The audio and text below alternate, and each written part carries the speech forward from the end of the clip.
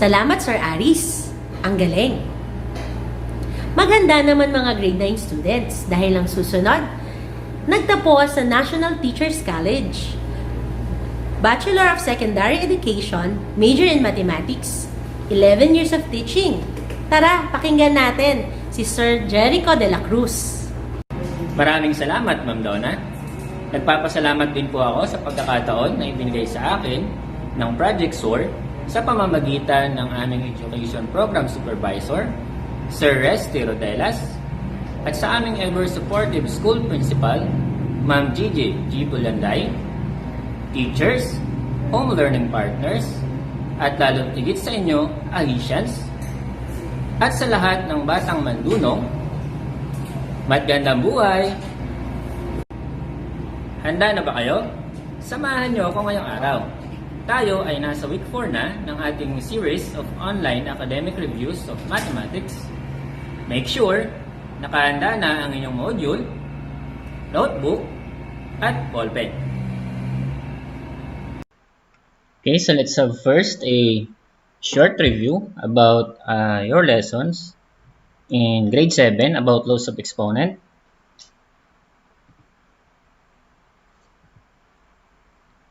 Okay, so direction. So we're asked to simplify each of the following expressions. So we have three problems here. So 2 cubed times 2 squared. Number 2, we have x raised to 8 divided by x. And then number 3, we have quantity m raised to negative 2 cubed.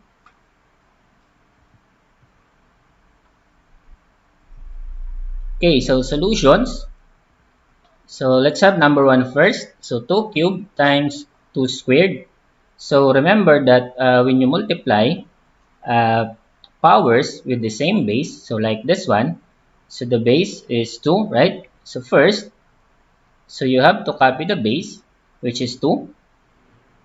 And then next, so what are we going to do with the exponent? So remember that when you multiply powers with same bases, so we have to add exponents. So do not forget that. So that's why, so exponent now will become 3 plus 2. Okay, so next, so simplify. So this will become 2 raised to 5. So 3 plus 2 is 5. And then final answer, so if you want to simplify 2 raised to 5, so you will multiply 2 by 5 times. Or you will use the number 2 as a factor by 5 times.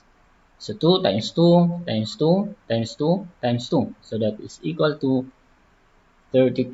Okay. Okay, next, number 2.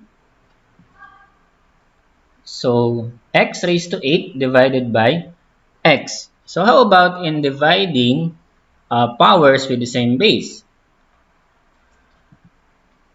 So first, so you copy the base, which is x. So at this time, since this is division, so at this time, so we will subtract the exponent. So the exponent of the denominator, which is x, is understood. There is 1, right? So 8 minus 1. So there is 1 exponent in the denominator, understood. And then simplify, so 8 minus 1 will become 7, right? So final answer is x raised to 7. Okay, so last, number 3. So quantity m raised to negative 2 raised to 3. So remember this one, so power of a power rule. So you have to, at this time, you have to multiply exponents. So you copy the base, which is m, and then multiply negative 2 times 3. So we have, so m raised to negative 6. So negative 2 times 3, so negative 6. And we all know that if the expression has a negative exponent, still that is not in simplest form. So we have to simplify that. So during your week 3, in our second quarter module, week 3, right? So to make it positive, so you will put 1 in the numerator And then m raised to negative 6 will be placed in the denominator, but at this time, the exponent, which is negative 6, will become positive 6. Okay, so that's it with our review. So let's proceed to the main topic for our module. So this is the title, Simplifying Rational Exponents. So that is under our week 4 module in our quarter 2. Okay, so before we proceed to the discussion, let's have first the objectives. So in this week 4, so we have two objectives. So first one, so number 1, to simplify expressions with rational exponents. And then next, to write expressions with rational exponents as radicals and vice versa. So this is our target that you have to learn in this week 4. Okay, so let's start. So let's have this definition first of the important terms before we proceed to the computations. So let's have the definition of expressions with zero exponents. So this is the definition. So when we say expressions with zero exponents, so these are exponents with 0 as its exponent. So example for this. So number 1, 8 raised to 0. So this is an example of expressions with 0 exponents. Y raised to 0 also. And then number 3, quantity negative 6 raised to 0. Quantity a plus b raised to 0. And remember, during our grade 7, any number except 0 raised to 0, the answer is always 1, right? So number 1, 8 raised to 0, we all know that is equal to 1. Also, y raised to 0 is equal to 1. If you want to simplify that, number 3, that is also equal to 1. Quantity a plus b raised to 0, also that is equal to 1. Okay, next term. So expressions with integer exponents. So what do you mean by that? So when we say integral, so these are positive or negative integers. So remember that when we say integer, positive integer, these are numbers 1, 2, 3, 4, 5, 6, and so on and so forth. And when we say negative integers, so these are numbers from negative 1, negative 2, negative 3, negative 4, negative 5, and so on and so forth. So if you encounter a power, so let's have an example for this. Like this one, so 2 cubed. So the exponent is 3. That is a positive integer, right? So 2 cubed is an example of integral exponents. X raised to negative 2. So negative 2 is negative integers. Okay, so if you want to simplify 2 cubed, we all know that the meaning of that 2 cubed is 2 times 2 times 2. So you will use the number 2 as a factor for 3 times. So 2 times 2 is 4 times 2, that is 8. Right? And then number 2, we have x raised to negative 2. If you want to simplify that during your week 3 again, so negative 2 exponent, so you will write 1 numerator, and then x raised to negative 2 will be placed in the denominator, but at this time, change the sign. It will become positive 2. So x raised to negative 2 is equal to 1 over x squared. Okay, another term, expressions with fractional exponents. So from the word fraction,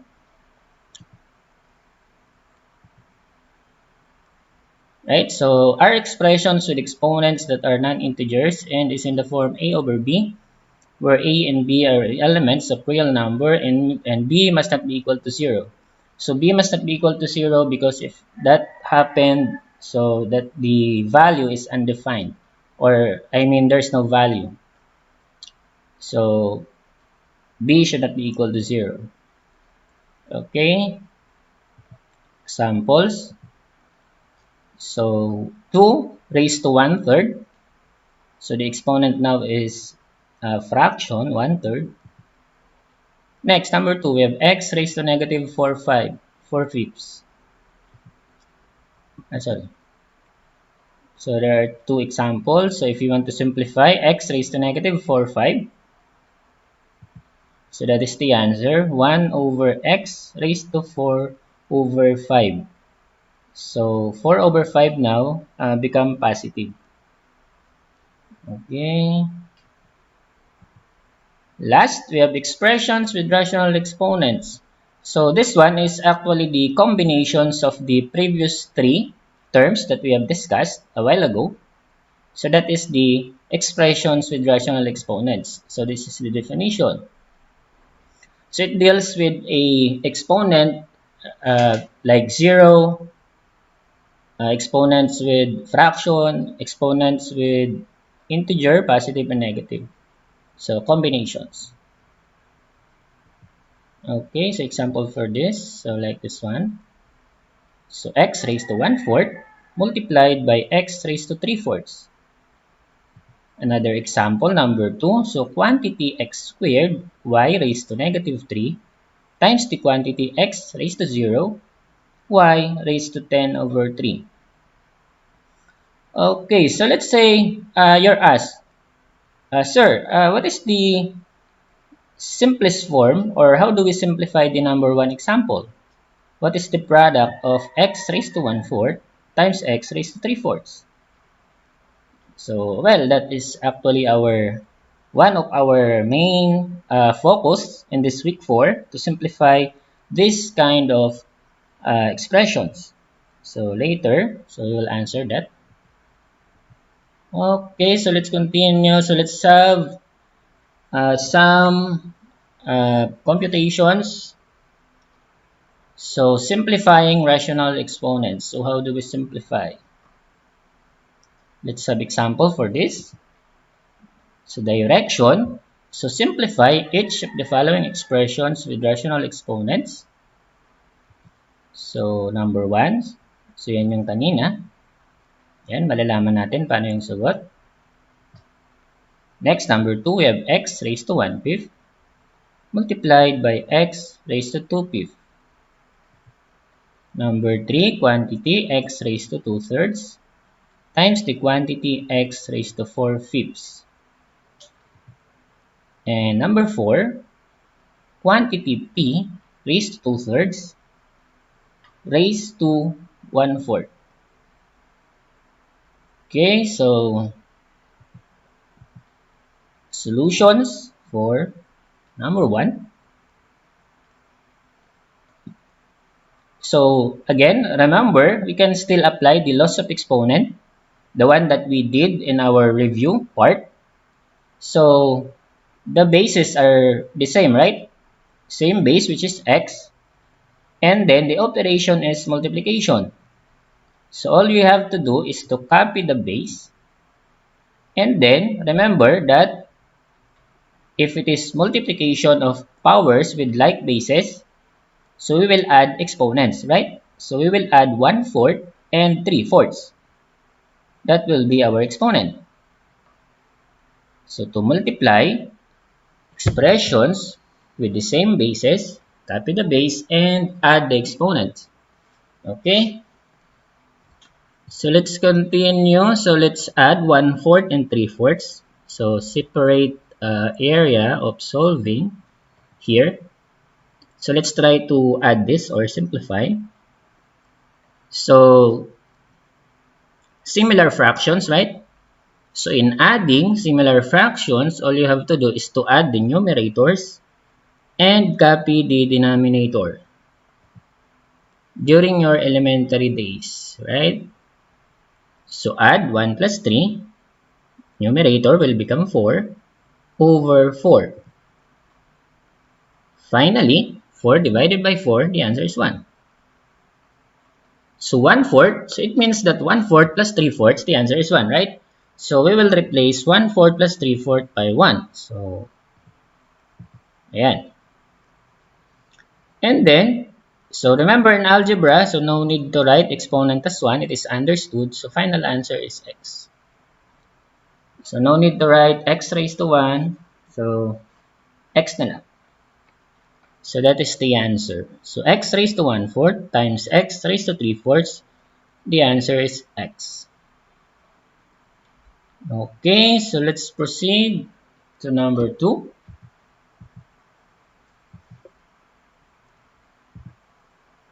So x raised to 1/5 times the quantity x raised to 2/5. So still this is multiplication, right? So we will add exponents. So first, you copy the base, which is x, add the two exponents, 1/5 plus 2/5. So separate the computations for that.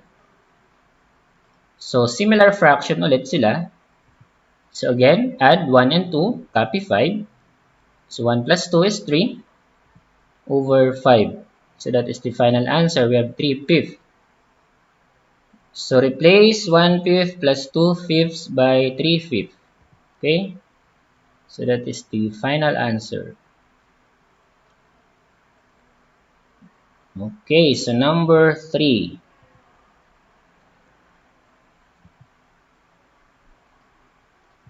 So number 3 problem, we have x raised to 2/3 multiplied by x raised to 4/5. So again, multiplication, copy the base, add exponents. So, but at this time, so notice that the fractions are dissimilar. So the denominator of the first fraction is 3, the other one is 5. So the process is not the same compared to 1 and 2 examples, right? So during your elementary, you can apply the finding first the LCD of 3 and 5. Or maybe you can apply this, the butterfly method, wherein you will multiply 2 by 5 plus 3 times 4 all over 3 times 5. That is the butterfly method. So yan yung nangyari. So the numerator of the first fraction multiplied by the denominator of the second fraction. That's why there is 2 times 5 there in the numerator. And then connect plus, since this is addition, at this time, the denominator of the first fraction multiplied by the numerator of the second fraction. So 3/4. And then all over, our denominator will be the product of the two denominators, which is 3 and 5. So 2 times 5 plus 3 times 4 all over 3 times 5. So simplify this. 2 times 5 is 10. 3 times 4 is 12. So 10 plus 12 over 3 times 5 is 15. Alright? So simplifying this further, so 10 plus 12, we have 22 over 15. So we will replace 2/3 plus 4/5 by 22 over 15. And that is the final answer.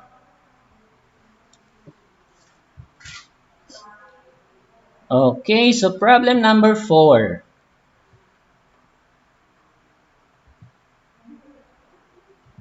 So this is the expression that we have to simplify. P raised to 2/3, quantity raised to 1/4. So in this kind of problem, so remember that you have to multiply exponents. Okay? So there's an exponent inside the parentheses and then outside another exponent. So power to a power. So we have to multiply exponents. So copy P. Sorry. It should be P, not X. Sorry for that. Anyway, just X is P. Okay? Sorry. And then add the exponent, multiply exponents, 2/3 times 1/4. So separate this. Okay.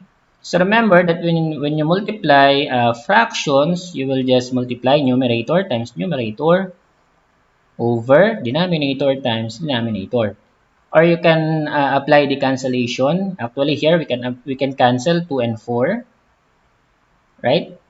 So 4 will become 2 if you want to do that. So, no problem. Anyway, there are a lot of solutions, but the answer is only 1, right? So 2 times 1 and over 3 times 4. So 2 times 1 is 2, 3 times 4 is 12, and then simplify 2 over 12 or lowest term. So 2 over 12 is equal to 1 over 6. We divide the numerator and denominator by 2. Okay, so 1 over 6. So final answer is x raised to 1 6 or p raised to 1 6. Sorry for that. So p raised to 1 6. Okay. Okay, let's have some more examples. More complicated one compared to the first 4. So example number 2, so simplify the expression. So x raised to 0 times x raised to 1 6 times x raised to negative 5 over 6. So the operation is multiplication, right? And take a look at the base. The bases of the 3 terms are the same, which is x. So we can apply the multiplication rule in the laws of exponent, right? So this is the given, so equals. So you copy the base. And then, so anong gagawin sa exponent? So we will add, okay? So you will add the 3 exponents. So 0 plus 1 over 6 plus negative 5 over 6 or diretso na natin, minus 5 over 6. Pareho lang yon. Okay. So simplify. So separate that. So 0 plus 1 over 6 minus 5 over 6. So actually here we can omit 0. So identity property for addition. So any number added by 0. So still that number is the answer. So actually 0, we can omit that. So natira na lang is 1, 6 minus 5 over 6. Tama? So similar fraction. So you will subtract numerators. So 1 minus 5 and then copy the common denominator which is 6. And then simplify. So 1 minus 5 is negative 4 over 6. Right? So we will replace the exponent of x by negative 4 over 6. We can still simplify negative 4 over 6 by negative 2/3. So now, so let's go back to this one. So x. So the exponent now will become negative 2/3. But we all know that we cannot, so this is not the final answer since there is a negative exponent. So it means that we can still simplify. So it should be positive. So during your week 3, so again, so you will put 1 in the numerator. X raised to negative 2/3 will be placed in the denominator. But at this time, negative 2/3 will become positive 2/3. Okay? So that is the final answer. So 1 over x raised to 2/3. Okay, so example number 3. Okay, so simplify the expression. So this is division, right? So numerator, we have 3 squared, a to the 4th, b to the 8th. Divided by, so our denominator is 3 raised to negative 1, a raised to 9 over 2, and then b raised to 0. So how do we simplify that? So given, so division, right? So let's start with the constant, the pure number. So let's start with the base of 3, right? So same base, you copy 3. And since this is division, remember that we subtract exponents, right? So the exponent of the numerator of 3 is 2, right? So minus, and then connect negative 1. So that's why nagkaroon tayo dito ng 3 raised to 2 minus negative 1. So laging merong minus kasi we subtract exponents when we divide powers with the same bases. Okay? Next, let's proceed to A. So you copy A. So you put a parenthesis. So you copy A and then 4 minus 9 halves, right? Next, let's proceed to B. So B raised to 8 minus 0. Okay? So sana nakasunod kayo. So next, so 3 raised to 2 minus negative 1. So remember, during our grade 7 also, naturo na rin yan. So 2 minus negative 1 is the same with 2 plus 1. So we can replace minus by positive, right? Negative times negative, we can replace that by positive. So this will become 3 raised to 2 plus 1, which is 3 cubed, okay? So, but in A, in the exponents of A, so we will separate the solution. We will simplify 4 minus 9 halves. So, ayan, 4 minus 9 halves. So, I put over 1. So, para maging fraction din siya. So, di ba, we all know that all numbers, we can put over 1 to that number. Okay, so 4 is also equal to 4 over 1. Ayan. So, we can apply the butterfly method. Ginawa natin kanina. So, 4 times 2 minus 1 times 9 all over 1 times 2. Right? So, 4 times 2 minus, kasi subtraction, 1 times 9 or 9 times 1 all over 1 times 2. So, simplify, 4 times 2 is 8 minus 9 times 1 is 9. So, magiging ganito siya. So, 8 minus 9. And then denominator, we have 1 times 2. So, that is 2. Okay. So, 8 minus 9 is negative 1. So, negative 1 half. So, the answer, when you subtract 4 by negative 9 over 2 is negative 1 half. Alright? Although, I have here another solution aside from butterfly method. This one. So, notice, nagkaroon ng 8 over 2. Pero saan ba yan galing? Ayan. So, yan din yung 4 over 1. So, another solution lang to, no? So, galing yan doon sa 4. So, una, ginawa natin yung 4. We replace that by 4 over 1. Kasi 4 pa rin naman yun. And 4 over 1, we can replace that by 8 over 2. Since 8 over 2 is also 4, right? So, remember in math, equals can be replaced by equals. Right? So, yung 2, pwede kong palitan ng 10 over 5 yan kung gusto ko. Kasi 2 pa rin naman yon. So, ganun sa math, no? So, yung 4 over 1, I replace that by 8 over 2. Ngayon, ginawa ko siyang 8 over 2 kasi yung ima-minus natin ay 9 over 2. Para maging similar fraction sila. Kasi yung 4, pwede ko namang palitan ng 12 over 3 yan. Yung 4, right? Kasi 4 pa rin naman yon, 12 over 3. Pero, kapag ginawa ko yon, so, dissimilar sila. So, my purpose why 8 over 2 is that to become similar to 9 over 2, right? So, similar na sila. So, madali na lang i-subtract yan. So, 8 minus 9, negative 1, copy 2. Okay? And then, the third one, let's proceed to B. So, B raised to 8 minus 0. 8 pa rin naman yan. So, ito na, no? So, equals. Ito yung kanina. 3 will become 2 plus 1. So, 3 cube yan. Yung A, nagkaroon na ng negative 1 half. Tama? 4 minus 9 halves will become negative 1 half. And then B raised to 8. And then, so this is not the final answer because we have negative exponent. Negative 1 half. So, hindi pa yan yung final answer.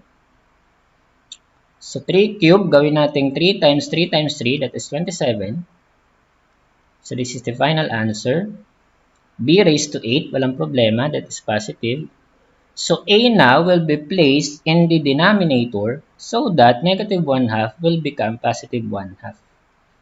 Okay?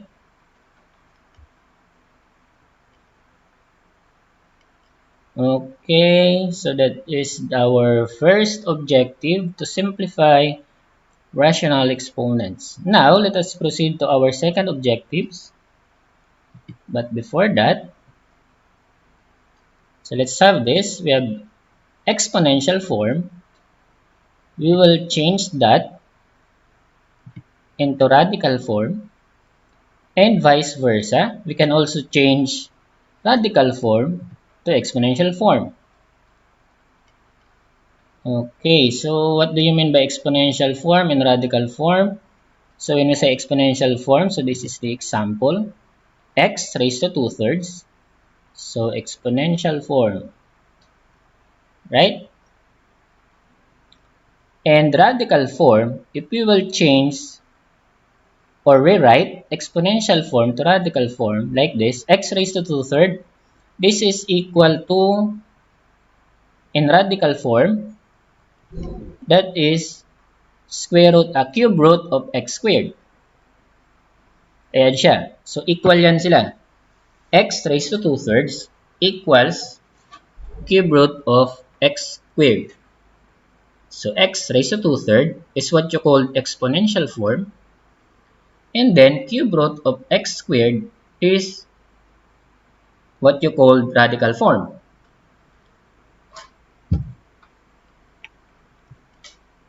Okay? And then let's talk about the parts.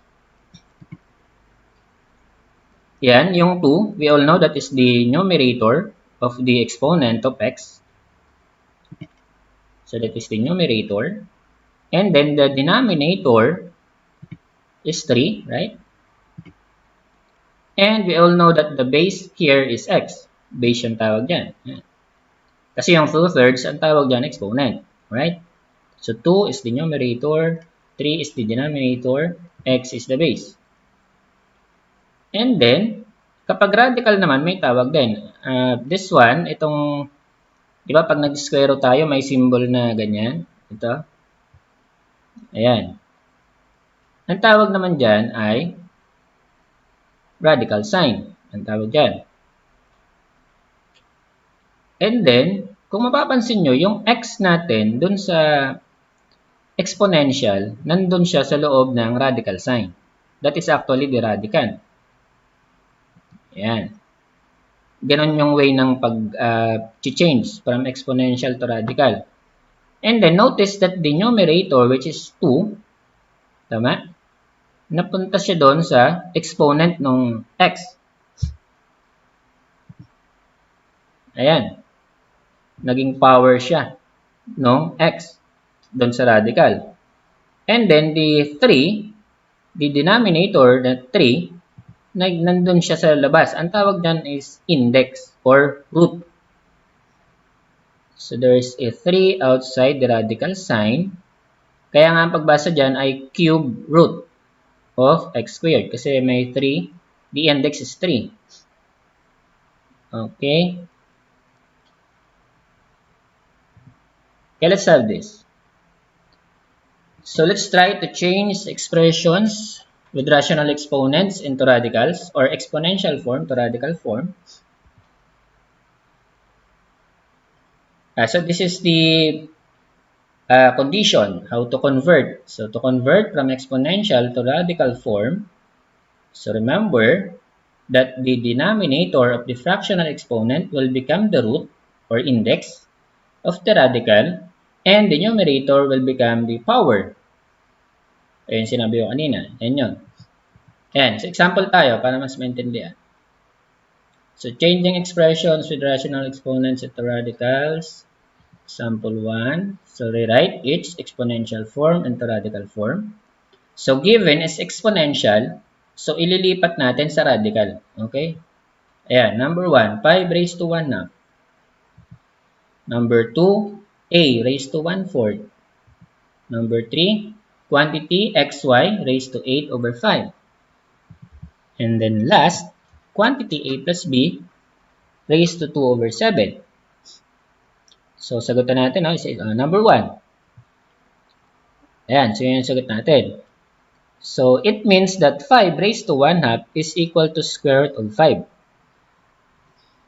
Ngayon, Sir, asa na yung 2? Diba, ito yung base, diba, 5 yung base. Naging radicand siya, nandito siya, sa loob ng radical sign. Tapos, yung numerator which is 1, that is actually the exponent of 5. Understood, may 1 dito, tama? And then, the denominator will become the index. Dapat may 2 dito sa labas na maliit. Ayan. Kasi sa math, understood. Pag wala kayong nakitang 2 dyan, pag walang number dito sa labas na maliit, understood, may 2 dyan. Okay? So, ang pagbasa niyan, di ba? Square root of 5. So, sa square root of 5, ang totoo niyan, there is 2 here, outside, yung maliit, pero hindi lang nilalagay, understood. Parang algebra lang, yung x, di ba? No need to write x raised to 1. Understood, may 1 doon. So, dito naman sa radicals, ganon, may ganon din. So, kapag square root, so no need to write 2 here. Pero understood, merong 2 yan. Okay? Next, number 2, fourth root of a. So, ibig sabihin, yung a raised to 1/4, pareho lang pala yan sa fourth root of a. Okay, so understood, a, there's an exponent of 1 here. So, the denominator, which is 4, nandun na siya. Naging index na siya. Ganun lagi yung process. So, the denominator will become the index. The numerator will become the exponent. Ayan. So, number 3, so this is the answer. So, fifth root of quantity xy raised to 8. Okay, so yung denominator which is 5, naging index na siya, nandun na sa labas. So, fifth root. And then, the numerator which is 8, naging power siya nung xy.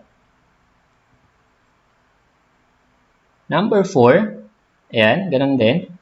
So, quantity a plus b, yung base. So, napunta siya doon sa loob ng radical sign, naging radicand. And then, the denominator which is 7, naging index. Nasa labas ng radical sign. Tapos, yung numerator naman, nagiging exponent ng radicand.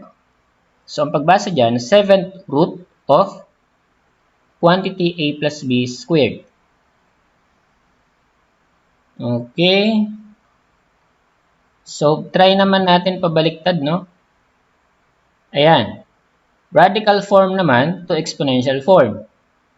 So, naka-radicals yung given. So, we'll rewrite that into exponents, exponential form. So, this is the condition. So, to convert from radical form to exponential form, so parang kabaliktaran lang. So, the index of the radical will become the denominator of the fractional exponent, and the power will become the numerator. Okay, so example for this. So, write each radical form to exponential form. Cube root of x, number 1. Number 2, 7th root of 8 cubed. Number 3, 11th root of quantity x minus y squared. And then last, 7th root of a squared b to the 4th. So number 1, the answer is x raised to 1/3. So the index will become the denominator. So yung x, understood, may 1 siya doon. So nagkaroon ng yun yung numerator natin, 1, tama? So number 2, so the answer is 8 raised to 3/7. So yung index, yung root, nagiging denominator. Yung exponent or yung power ng radicand, yung number sa loob ng radical sign, nagiging numerator. Yan yung 3. Okay? So number 3, so this is the answer. Quantity x minus y raised to 2/11. And then number 4, ayan. So notice in number 4, wala tayong quantity kasi magkaiba sila ng numerator. So yung a, the exponent is 2. Yung b, the exponent is 4. So yun yung numerators nila. And then 7, yung denominator. So the answer is a raised to 2/7, b raised to 4/7. Okay, so thank you for watching. Muli mga bata, laging tatandaan, maging math talino, math tiyaga, at mag-aral ng mabuti dahil lamang ang may alam. Ang Batang Mandunong walang may iwan, lahat kabahagi ng bilang. Ako si Teacher Jerico M. de la Cruz. Thank you and God bless.